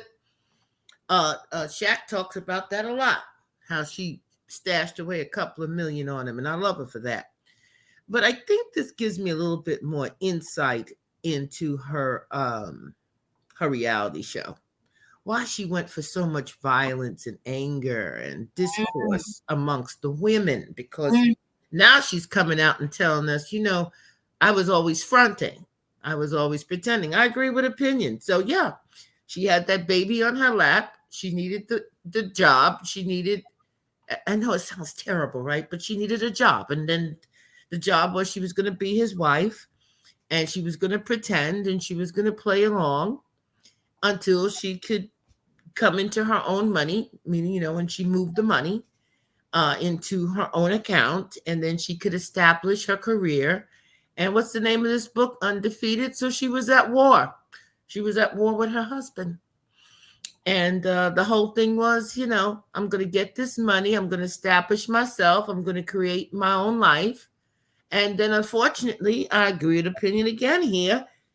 She's writing a book about her bad marriage, and not about the one that she's in currently, where perhaps more people would be interested in knowing what it's like at this point in your life after. And let's give her a shout out. The woman pushed out 5 babies independently. So, you know, I'm always going to give you special marks on that. How does that look? You know, how does that feel that you have now moved from this to that? And hopefully you love the husband that you have now. And, you know, put that out there. But I got her to sell the book. She's got to talk about Shaq and, you know, to get people's attention. Yeah, he said something very polite and very honest. He didn't love himself either. But honestly, I didn't know that he was out there hoeing like what's that one Magic? Oh my God. I mean, I know that these men in the NBA and the NFL, I know that they are, but for some reason I thought he was a little bit more tempered. I gotta say, I'm disappointed to find out that he was on these streets like this. I really am. I'm done. Going missing. She did write out, because I read a couple articles on this. She did write that they're in a good place now. So she doesn't want to mess that up. So she did not. So she stated she did not write a whole lot of craziness about him in the book. So she did say that. She was on the Tamron Hall show. So time will tell. I have to get the book. We shall see. Katrina, you're up. But I'd like to say, adding to that, Michael Jordan used to go missing all the time too. So they must have all went missing at the same location. That's all. That's it, and that's all. Thank you, Katrina. You're out. Shaunie is a mess. She like y'all said, she got with this man for the money because she was broke. She brought his mistress on her show on the Basketball Wives. You sent up there crying about this man, but you gonna bring his mistress on the show?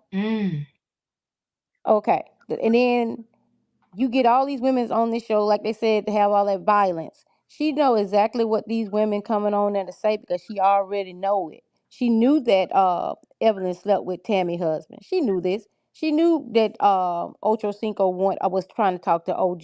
She already knew all this. Shaunie is full of crap. And then she actually, they say she was stashing $1 million. No, she took Shaq millions, but he sued her and she had to give it back because she knew that he couldn't read. So she was taking his money. Like I said, he was out there cheating, and she know he was out there cheating. But what you expect when you married a basketball player? Everybody in there, I ain't gonna say not too many. I ain't gonna say all of them cheat, but you already know. And looking at Shaq, I ain't say he didn't. That Shaq probably didn't get that many women's in school. But either way, when he was going with that Arnett lady, the one before Shaunie, he was with that lady. Shaunie was working for Shaq. So Shaunie get no brownie points and Shaq don't either. But she ain't no angel. She's not an angel. And then while she's talking about Shaq, was she in love with? She don't know if she was in love with Shaq.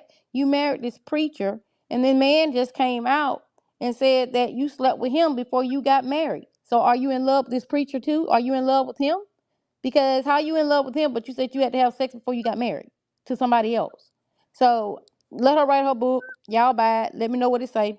That I won't be reading it. Thank you, Diva. Thank you, Katrina. E, you're out. Well, Katrina, don't tell me about the damn book. I'm not interested. I got to give my cat a bath. But I do have some things to say. So buckle up, Buttercup. Number one, I told y'all yesterday, I can always tell a lot about a person by the spouse they choose. And I told you the day before yesterday, Bashandia is a disaster. I'm not calling her Shaunie. Her name is Bashandia.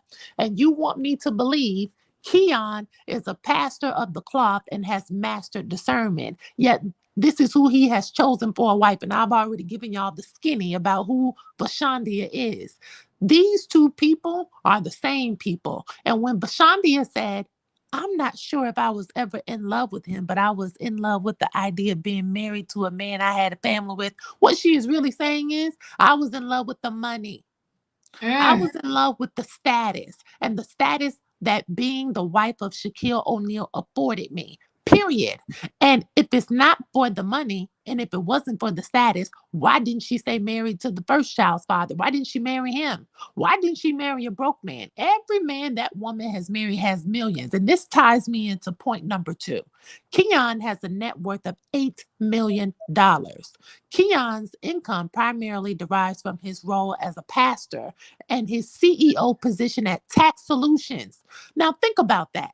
Why is a pastor the head of a tax company? I'll circle back to that, but he also has these brand deals and he's very active on social media. He makes his money off of YouTube and Instagram, just like the rest of the celebrities. But we have named him a pastor for some strange reason, which brings me to my point here. That junkie stunt that the two of them pulled on Monday, with all of that hush up and shushing that woman in the pews, that was a publicity stunt to drive traffic to his Instagram and YouTube page. Now his name is everywhere. And then 2 days later, they're on the Tamron Hall show. And Bashandia has a new book to promote. We have never talked about Keon Henderson so much. Nobody gave a damn. Pay attention, folks. This was a publicity stunt to get his name in the media and her name. They cooked the books, and they're banking on America having a low attention span, not to pay attention as to why these two people are showing up everywhere all week. And boom, now you have something to sell. They knew that book was in the works. Bashandia knew when she made that coloring book that it was coming out before Mother's Day. She knew that. And he knew that too when he told that woman to shush up. I only want to hear his voice. And then he started saying, they knew what they were doing. They knew it. Well, now we back together, E. I appreciate that. They did. They did. Stunt queen and king. Okay. Because he said, not the coloring book, because he said this woman has been doing this for 4 years. I'm like, 1, 2, 3, 4. 4 years? And both of y'all so intelligent, nobody could figure out how to stop this chick? It's the plain in our face what kills me. Wayne, you're up? We still on the same topic, right? Shaunie O'Neal, right? Uh-huh. Oh, okay. You know,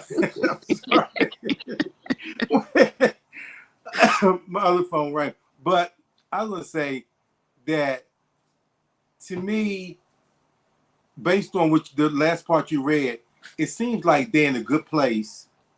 No animosity. I mean, and in spite of what she said, you know, about she didn't love him, I'm just going to look at that as just small, you know. So I don't really want to cast any too much opinion on it because it seems like they're in a good place. Regardless of how bad he was or whatever, blah, blah, blah, blah, they seem to be in a good place. And I don't want to really kind of touch upon it too much, you know? So that's it.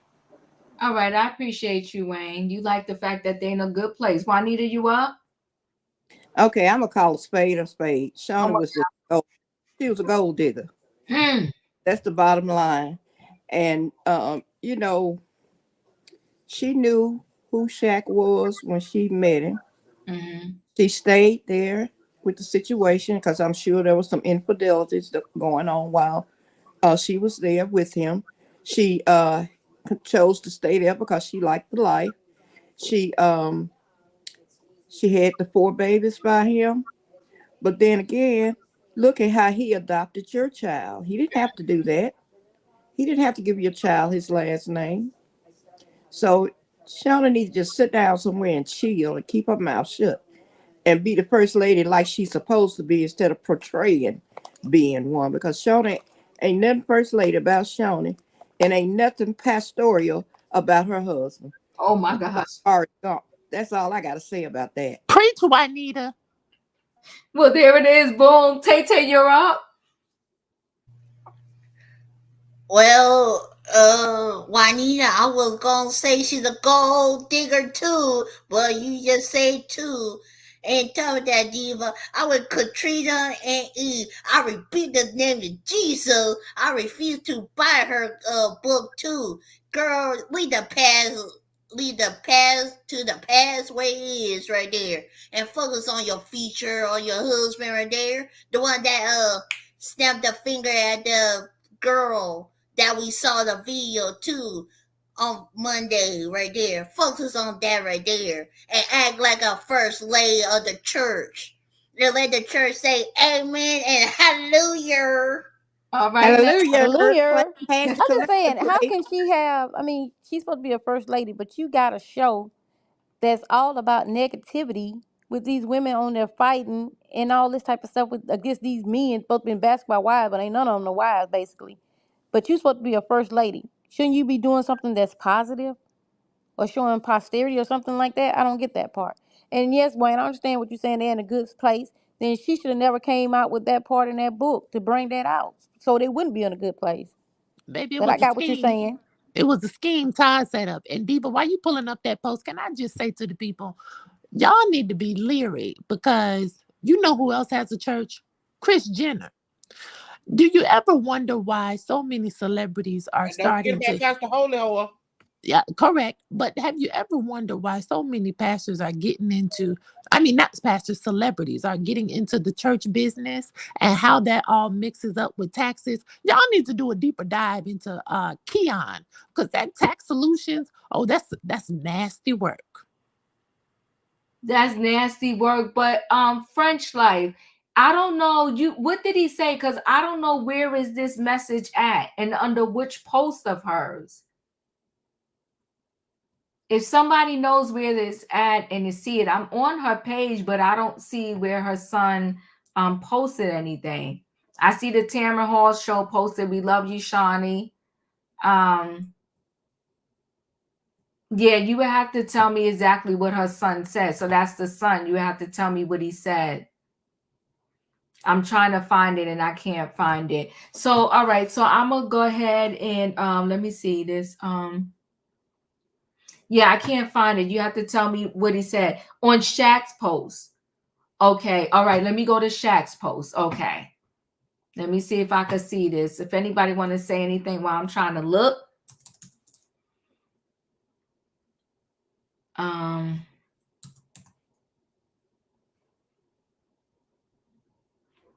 Okay, this Dr. Shaq. Yeah, she sell weed.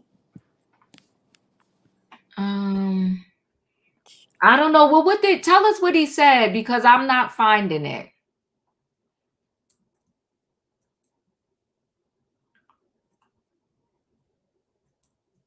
Yeah, I don't see what Miles said. If anybody finds it, let me know, but I'm not seeing what he said, what the son allegedly said. So somebody can find it and let me know what was said. Or French Life, just tell us what he said.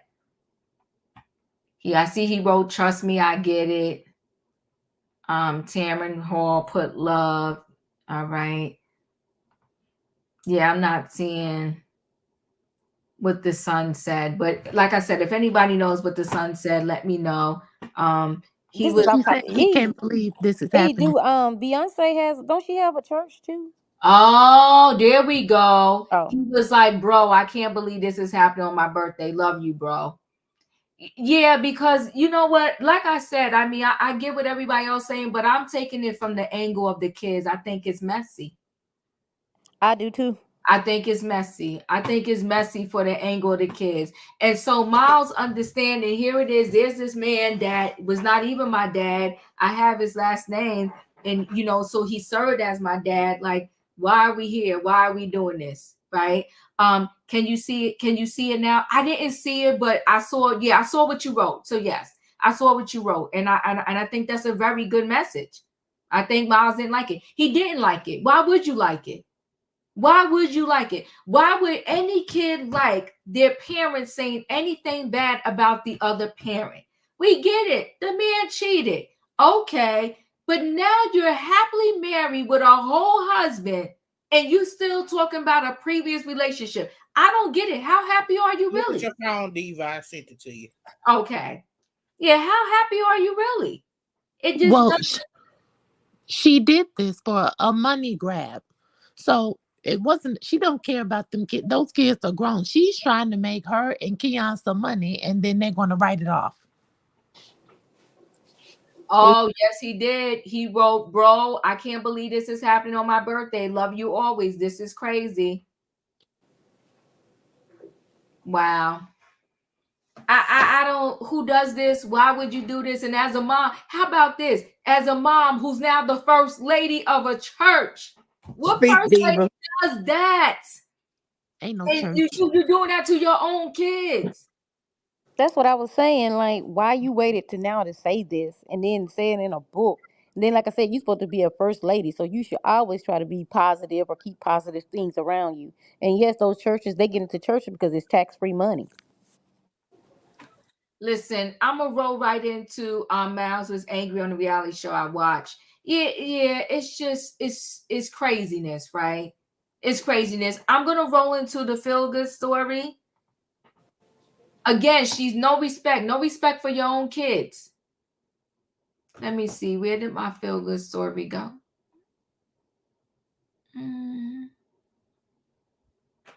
Not there. Here we go. I found it.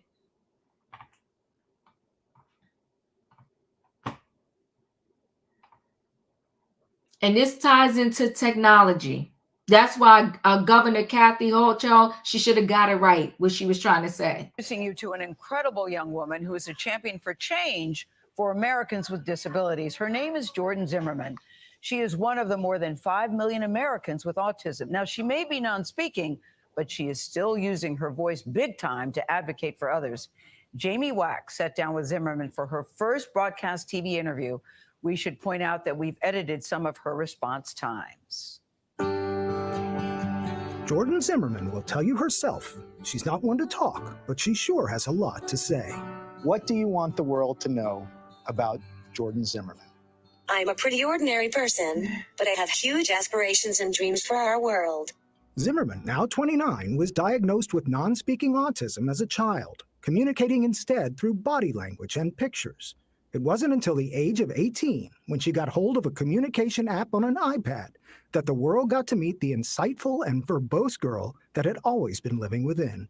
Tell me about that moment when you felt that you had a legitimate voice for the first time. It was joyful for me, incredible even, and also deeply confusing for my family. They had been told for 18, almost 19 years, by so many professionals, about who I was, what I could do, how I would not be able to feel deeply with others or empathize. And here I was, sharing and debunking everything that was made to be true for so long, but was wildly inaccurate. So at 18, this technology literally gave a voice to the thoughts you had inside of you. What did that do for you personally? iPad gave me so much confidence to really connect with people. My brother and I have this amazing, ever-growing relationship, which now started 10 years ago. We didn't have the chance of knowing each other before that time. Zimmerman's voice, that went unheard for so long, has now made its way to some of the biggest platforms. She serves on the President's Committee for People with Intellectual Disabilities and gives presentations at schools across the country on a mission to get better resources and educational opportunities for students with disabilities. What would you like to see different in the way that we approach education in this country? When students are non-speaking or cannot rely on speech to be understood, our school systems frequently segregate them. And once a student is segregated, it's hard to shake things up. We have to rewrite those rules. It's so interesting that you use the term segregation, which is a weighted word that I think people relate to, especially when it comes to education. I don't use flowery words. No, you're a very direct communicator. Do you feel like you're ready for tomorrow? Using her words, as direct as they can sometimes be, caught the attention of Sarah Herlinger, the head of global accessibility at Apple. The company selected Zimmerman as a distinguished educator. What does it mean for you when you see Jordan express herself as a human being personally on your devices? It just makes me happy. I mean, Jordan has one of the best sense of humor, and to watch her facial expression as she has that thing that she wants to express, and then she types it out and just gets that kind of wry smile on her face. And I love the fact that our technology is really just helping her show the world exactly who she is. I can access live speech through assistive touch. Should I show you? Sure. Zimmerman offered me a tutorial of Apple's live speech feature that she uses. No matter where I am on iPad or what app is open, I can double tap that assistive touch button, which allows me to open the live speech accessibility feature. It's amazing. It's opened up the whole world to you. So we left with some new tech skills and a lesson on resilience, too. My 8-year-old child, who is on the autism spectrum, is she growing up in a more understanding world than an 8-year-old you grew up in, Jordan? It's my hope. It's why I'm engaged in this work, so all kids can thrive, be understood, and have the tools they need to succeed in the world, whatever they decide to do. Every time I present and share my story, I impact one person, I feel good and am proud about changing the narrative in that way. I know I can't change the world alone, but I can certainly create ripples to facilitate meaningful improvements and help show that we all have valuable contributions to make. Oh, man. Jordan is in the process of getting an MBA, her second master's degree. And to sit across from her is to realize that there is so much more to communication than words. She is amazing. I should point out, this is the first story to be pitched and co-produced by the wonderful Allison Brown, yes. great member of Who is your my team. assistant. Yes. Allison has lots of good ideas. But I think this is an amazing, I think she's amazing, but I think it raises a very good point. Just because you're non-speaking doesn't mean you're non-thinking, non-feeling, and non-hearing. No. It was an amazing story. Can't say it any better. Bravo, Allison. Bravo, Allison Brown. We'll be right back. That is awesome.